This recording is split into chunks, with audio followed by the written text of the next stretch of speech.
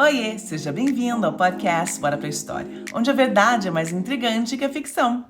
Hoje eu quero que você imagine a seguinte cena.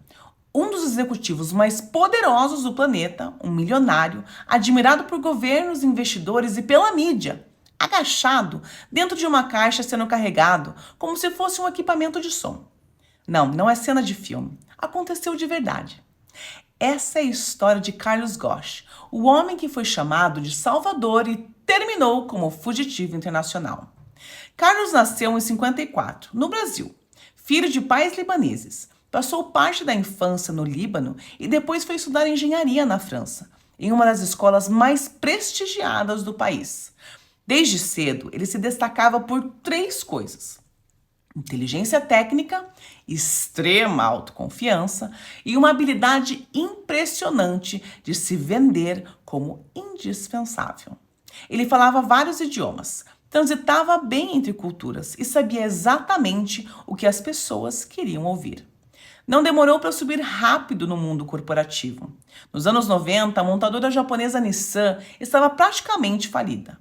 Dívidas gigantescas, baixa competitividade e uma estrutura engessada. E é aí que Carlos entra em cena. Ele assume o comando com um discurso super agressivo. Fecha fábricas, demite milhares de funcionários e quebra tradições japonesas consideradas intocáveis. O choque acaba funcionando e a Nissan volta a dar lucro.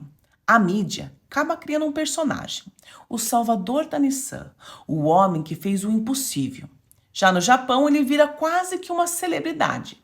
Tinha mangás contando a sua história, livros, palestras e grandes prêmios. Mas quanto maior o pedestal, mais perigosa é a queda. Com o sucesso, vem o excesso. Ghosh passa a receber salários milionários, bônus astronômicos e benefícios que iam muito além do razoável. Segundo investigações, ele ocultou parte da remuneração real, usou recursos da empresa para fins pessoais, comprou imóveis de luxo pagos indiretamente pela Nissan e misturou o patrimônio pessoal com o dinheiro corporativo. Tudo isso enquanto ele mantinha uma imagem pública de líder ético. Esse contraste, gente, é importante. Por fora, o Salvador, e por dentro, um sistema inteiro girando ao redor dele. Em novembro de 2018, o grande choque. Carlos é preso no Japão e assim que desembarca no aeroporto de Tóquio, eles o levam. As acusações eram fraude financeira, ocultação de renda, abuso de poder, quebra de confiança corporativa. Ele é levado para um sistema prisional extremamente rígido. Interrogatórios longos, isolamento, pressão psicológica intensa e fiança quase impossível. Ghosh passa meses preso, depois em prisão domiciliar sob regras absurdamente severas. Câmeras, vigilância, sem acesso livre à internet e sem falar com a esposa. E é nesse momento que ele começa a construir uma nova narrativa. Segundo Ghosh, tudo aquilo não era justiça, era uma conspiração. Ele diz que a Nissan queria se livrar dele. O sistema japonês precisava de um bode expiatório. Ele estava sendo punido por ser estrangeiro. E aqui entra um ponto central do episódio. Carlos Ghosh nunca admite culpa. Ele não diz eu errei, ele diz que foi traído. Essa postura é recorrente em pessoas que constroem a própria identidade em cima do poder. Era dezembro de 2019 e Carlos Ghosh simplesmente desaparece.